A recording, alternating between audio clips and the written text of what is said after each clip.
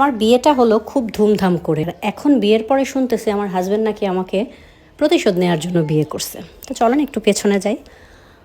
আমি যখন ক্লাস 10-এ পড়ি ওই সময়টাতে আমাকে একটা ছেলে প্রপোজ করে। আমি দেখতে ভালোই সুন্দরী, তো আমাকে অনেকেই প্রপোজ করে, বাট আমাদের ফ্যামিলি ব্যাকগ্রাউন্ডটা এরকম। আমার বাবা একজন হাই স্কুলের টিচার, আমার মা একজন প্রাইমারি স্কুলের টিচার। তো ওই সুবাদে আমাদের পড়াশোনার প্রচুর প্রেশার, আমরা পড়াশোনাও আলহামদুলিল্লাহ তিনও ভাই বোনই খুব ভালো। তো আমাদের জীবনের একটাই লক্ষ্য, পড়াশোনা করতে হবে, খুব ভালো সরকারি চাকরি নিতে হবে, এরকম একটা চিন্তাভাবনা। তো যার কারণে পড়াশোনার বাইরে দুনিয়ার চিন্তাভাবনা খুব কমই করি। তো যারাই প্রপোজ করে তাদেরকেই ফিরিয়ে দিই। কিন্তু যখন ক্লাস 10-এ পড়ি তখন এটা খুব মনে থাকার মতো। তো কোচিংয়ের সামনে একটা ছেলে আমাকে একদিন প্রপোজ করছে। 10-এ উঠছি ওই সময়টাতে, নতুন নতুন। তো ছেলেটা দেখতে এমন চিকন, এই লম্বা, চোখের নিচে কালি পড়া, একদমই ভালো লাগে নাই, খুব বিরক্ত লাগছে বলা চলে, নেশাখোরদের মতো দেখা যায়। তো ওই ছেলে আমাকে প্রপোজ করছে, বেশ কিছুদিন পেছন পেছন হাঁটতেছে। তো আমি তাকে না করে দিছি, প্রথম দিনই না করে দিছি যে আমি প্রেম করবো না, আপনি আমার পেছনে আসবেন না, তাহলে আমি বাবাকে বিচার দিব। তো সে আমার কথা কিছুই শোনে নাই। এখন এর আগে আমি একটা ছেলের জন্য বাবার কাছে বলে দিয়েছিলাম, ওইটা নিয়ে অনেক সিন ক্রিয়েট হয়েছে, ছেলেটাকে বাবা মারছে, ওর বাসায় গিয়ে বিচার দিছে, অনেক কিছু হয়েছে। তো আমি ভাবছিলাম যে ঠিক আছে, বিচার টিচার না দেই, দেখি ছেলেটা যদি এভাবে চলে যায়। তো বেশ কিছুদিন ছেলেটা 3-4 মাস হয়ে গেছে আমার পেছন পেছন স্কুল থেকে বাসায় আসার সময়, আবার কোচিং থেকে বাসায় আসার সময়, কোচিংয়ের বাইরে দাঁড়ায় থাকা, কোচিংয়ে টিচার না থাকলে ভেতরে চলে যাওয়া। ছেলেটা আমার চেয়ে প্রায় 5-7 বছরের বয়সে বড়, বাট তাকে দেখতে ওইরকম লাগতো, শুকনা টুকনাম। তো যাই হোক, তো এরকম বেশ কিছুদিন ঘুরতে ঘুরতে আমি তাকে কোনো পাত্তা দিতেছি না। এদিকে সবাই কি একটা কথা বের হয়ে গেছে তার সাথে আমার প্রেম আছে, এই জন্য সে আমার পেছনে ঘুরে, সে এখানে আসে, যে না, সে আমাকে জিজ্ঞেস করে ও কি তোমার বয়ফ্রেন্ড। তো আমার কাছে জিনিসগুলো খুব বিরক্তি লাগতেছিল। এর মাঝে একদিন আমি হেঁটে যাচ্ছি, গ্রামে তো আমাদের বাড়ি, ওইখানে রাস্তা দিয়ে যখন যাচ্ছিলাম তখন একটা গাছের নিচে তারা 4-5 জন বন্ধু বসা ছিল। পেছন থেকে সে আমার হাত ধরে টান দিছে যে কেন আমি তাকে অ্যাকসেপ্ট করতেছি না তার প্রপোজালটা। তো এটাতে আমার খুব রাগ হয়, আমি তাকে একটা চট দিয়ে দিই যে সাহস কত বড়, তুই আমার হাত ধরছিস, তুই তুকারি করে অনেক গালাগালি করে বাসায় চলে আসে, আইসা মার কাছে বিচার দিই।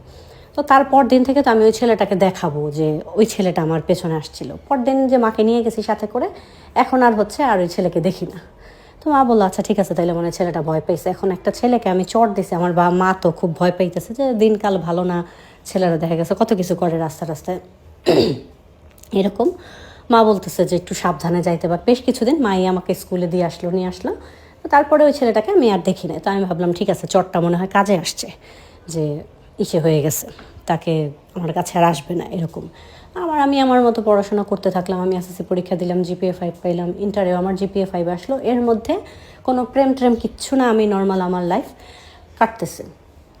এখন আমি ভার্সিটিতে ভর্তি হওয়ার জন্য খুব চাইতেছিলাম, বাবাকে বলতেছিলাম ঢাকায় যাবো। আমার বড় আপু ভার্সিটিতে পড়াকালীন সময় আপুর বিয়ে হয়ে গেছে, বাট আপু এখনও পড়াশোনা করতেছে ঢাকাতে। তো আমি খুব চাচ্ছিলাম যে আমি আপুদের বাসায় গিয়ে পড়াশোনাটা করি বা কোনো কিছু। তো বাবা চাচ্ছিল না।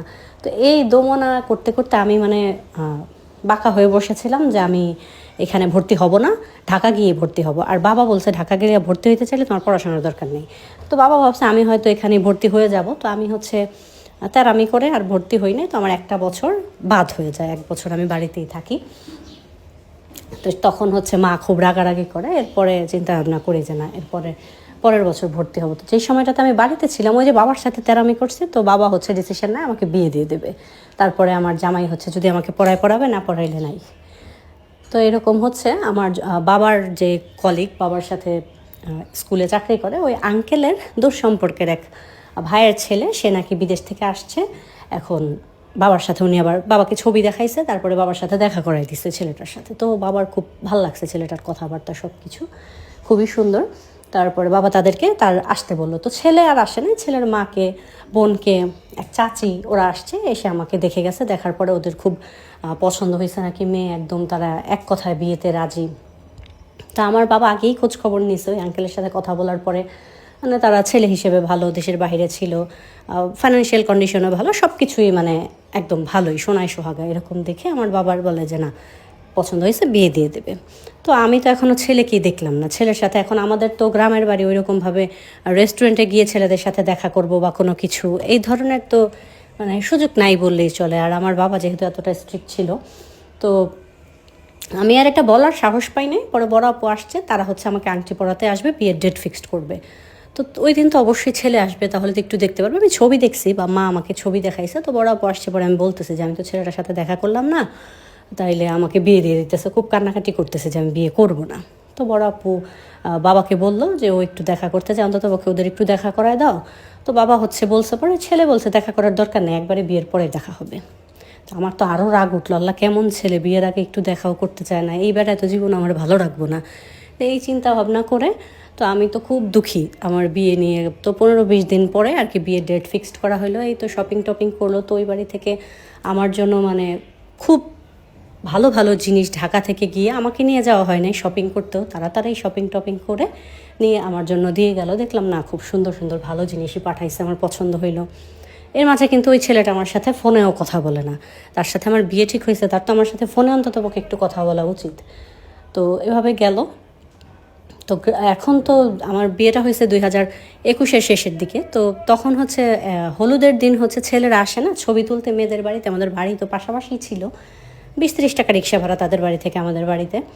তো গায়ে হলুদের দিন সে আসছে আমার সাথে ছবি তুলতে রাত্রে 11:30টার দিকে, তার কিছু ফ্রেন্ড আর সে আসছে তার বোন জামাই দ্বারা।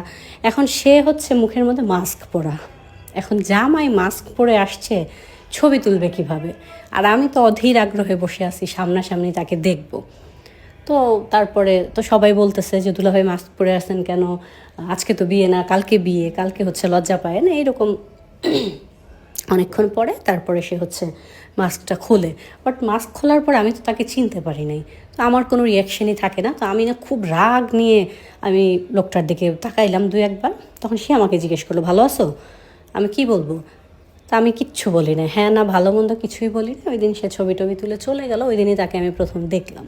তারপরে হচ্ছে আমাদের বিয়ে হয়ে গেল। এখন বিয়ের দিন যখন আমাকে বাসর ঘরে রাখা হলো, খুব ফুল দিয়ে সাজানো টাজানো ঘর, শ্বশুরবাড়ি গেলাম, পরে দেখলাম আদর যত্নের শেষ নাই, সবাই এত কিছু মানে এত এত কিছু বলতেছে। তো আমার যে ছোটো ননদটা, ও এসে বলতেছে যে ফাইনালি ভাবি তুমি আমাদের হচ্ছে বাড়িতে চলেই আসলা, অনেক দিন অপেক্ষা করছি তোমার জন্য। তো আমি হচ্ছে মানে খুব অবাক ছিলাম যে আমার জন্য ওরা অপেক্ষা করছে, মানে কি আমাকে ওরা কবে থেকে চেনে।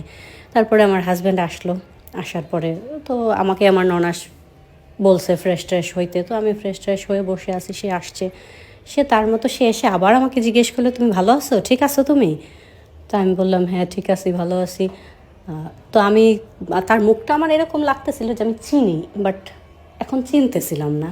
তো আমি জিজ্ঞেস করলাম, আপনার সাথে কি আমার আগে কখনো দেখা হয়েছে? বলে হ্যাঁ হ্যাঁ অবশ্যই তোমার সাথে আমার দেখা হয়েছে না, কি বলো, তোমাকে তো অনেক দিনের পরিচিত আমি, কিন্তু কোথায় দেখা হয়েছে? বলে সেটা তুমিই খুঁজে বের করো। তো এভাবে চলে গেল। এখন সে আমার সাথে কোনো কথা টথা নাই, কোনো কিচ্ছু নাই। সে এসে করলো কি, খাটে শুয়ে ওপাশ ফিরে শুয়ে সে তার ফোন দেখতে শুরু করলো। তো আমি কি করবো, আমি তো বিয়ের দিন আর আমার ফোন নিয়ে যাইনি বাবার বাড়িতে। তো আমি হচ্ছে এভাবে থাকলাম। তারপরে এখন আমি তো আর সাথে সাথে তার সাথে কতক্ষণ কথা বলবো, সে কথা বলতেছে না, তো অ্যাটিটিউড দেখাইতেছে, আমিও অ্যাটিটিউড দেখাবো, আমি কেন তার সাথে কথা বলবো? তো পরদিন হচ্ছে বাবার বাড়িতে যখন আবার আসলাম, তাদের বাড়িতে বউ ভাতের অনুষ্ঠান হলো, আমাকে নিয়ে গেল।